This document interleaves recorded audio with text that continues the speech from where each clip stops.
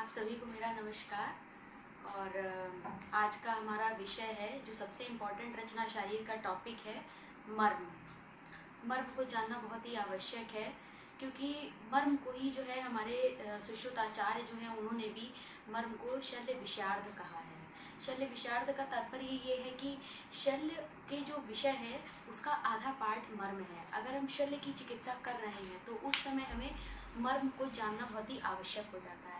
यदि हम उस मर्म के बारे में नहीं जानेंगे तो हमारी चिकित्सा जो है वो अधूरी मानी जाती है। हो सकता है कि उस मर्म वाले स्थान पर कोई आघात हो, उसकी वजह से मरीज की मृत्यु या उसे कोई आघात भी लग सकता है। तो सबसे पहले हम मर्म के बारे में बात करते हैं कि मर्म होता क्या है। मर्म एक ऐसी हमारे शरीर में स्थान बताए गए हैं या ऐसे पॉइंट्स बताए गए हैं जहाँ पर आघात लगने से व्यक्ति की मृत्यु हो सकती है या मृत्यु से पहले उसे या तो कोई आघात लग सकता है या कोई विकलता आ सकती है या अंततः उसकी मृत्यु भी हो सकती है। हमारे आचार्यों ने मर्म के बारे में बताते वक्त इसके कई प्रकार से वर्गीकरण भी किए हैं।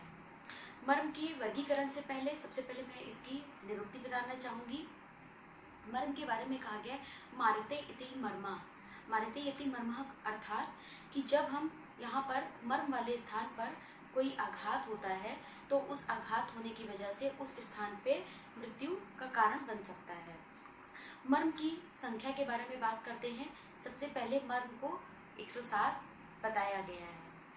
मर्म की संख्या आचार्यों के अनुसार 107 बताई गई है और सबसे अच्छा जो मर्म के बारे में डिस्क्रिप्शन किया गया है वो हमारे आचार्य सुश्रुत जी के अनुसार किया गया है। जैसा कि हम सभी जानते हैं कि सुश्रुत शारीर श्रेष्ठ।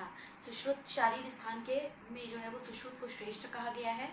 और चरक है तो चिकित्सते अर्थात चरक ने जो है वो चिकित्सा स्थान को श्रेष्ठ कहा गया है। तो शारीर स्थान के हिसाब से अगर हम देखें तो सुश्रुत ने जो मर्म का डिस्क्रिप्शन किया है वो शारीर स्थान में बहुत ही विशद वर्णन किया है।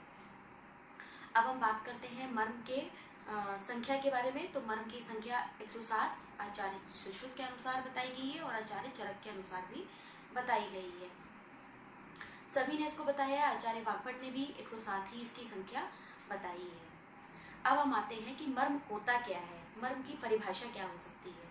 तो इसके लिए बताया गया है कि मर्माणी नाम मास सिरा स्नायु अस्थि संधि सिरा संनिपाता तेषु स्वभावत एव विशेषण प्राणा एव प्रतिष्ठन्ते। अर्थात मर्म वह स्थान है जहाँ पर मर्माणी नाम मास सिरा स्नायु अस्थि संधि, जहाँ पर मांस अस्थि सिरा स्नायु संधि इनका सन्निपात होता है। सन्निपात का मतलब जहाँ पर ये मिलते हैं उस स्थान को मर्म कहा जाता है। मिलते तो ये हमारी बॉडी में सभी जगह पे हैं। अगर हम अपने शरीर में देखें तो ये सभी स्थान पर पाए जाते हैं, लेकिन आचार्यों के अनुसार इनको कहा गया है कि जहाँ पर जिसकी अधिकता हो, जैसे कि मांस सिरा स्नायु अस्थि संधि है तो उसकी अधिकता में जहाँ पर मांस ज़्यादा है तो वहाँ पे उन्हें मांस नाम रख दिया है, जहाँ पे अस्थि का कंटेंट ज़्यादा है वहाँ पर उन्हें अस्थि नाम रख दिया है। इसका हम आगे के वीडियो में डिस्क्रिप्शन करेंगे। सबसे पहले तो हम यही जानते हैं कि मर्म क्या है। तो मर्म यही जहाँ पे मांस सिरा स्नायु अस्थि संधि का सन्निपात होता है उसी को मर्म कहते हैं। और तेषु प्राणा एव प्रतिष्ठन्ते अर्थात यहीं पर प्राणों की स्थिति को माना गया है कि जहाँ पर यह मर्म स्थान बताए गए हैं अर्थात 107 जो मर्म के स्थान बताए गए हैं वे सभी जो हैं वो प्राण प्रतिष्ठित स्थान कहे गए हैं कि यहाँ पर प्राण उपस्थित रहता है। अब हम मर्मों के वर्गीकरण के बारे में बात करते हैं। तो मर्मों का वर्गीकरण बहुत प्रकार से किया गया है, जैसे कि परिणाम के अनुसार किया गया है। परिणाम मतलब कि जब मर्म पे आघात होता है तो उसके क्या क्या परिणाम होंगे उसके अनुसार मर्मों के परिणाम के अनुसार किया गया है। दूसरा परिणाम एक है परिमाण।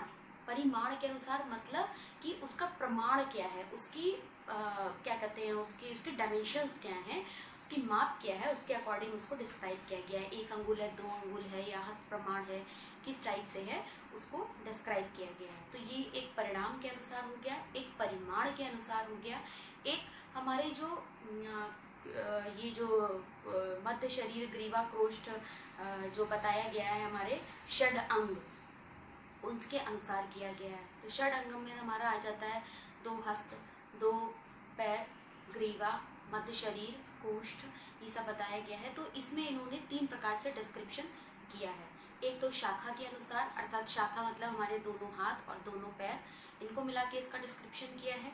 दूसरा कोष्ठ, कोष्ठ में सब कुछ आ जाता है, कोष्ठ का पूरा डिस्क्रिप्शन किया है। शाखा, कोष्ठ और ग्रीवा, ग्रीवा अर्थात ऊर्ध्व जत्रुगत सारा वर्णन किया है।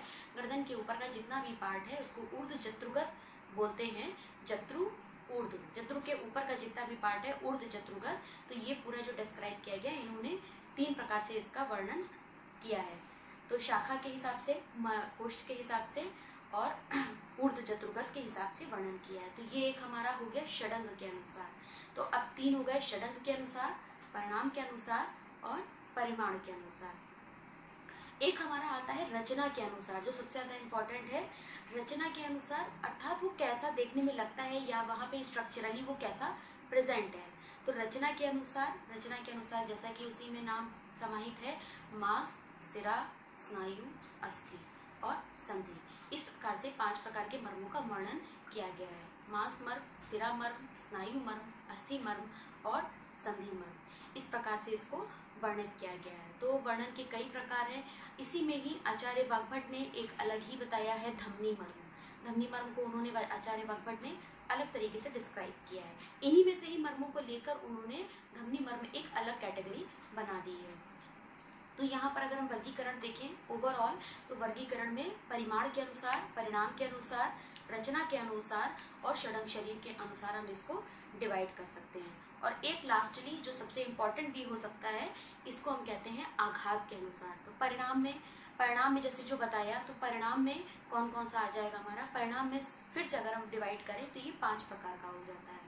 सद्यः प्राणहर, विशल्यघ्न प्राणहर, वैकल्यकर प्राणहर, कालांतर प्राणहर और रुजा प्राणहर। ये सारे मर्म बताए गए हैं।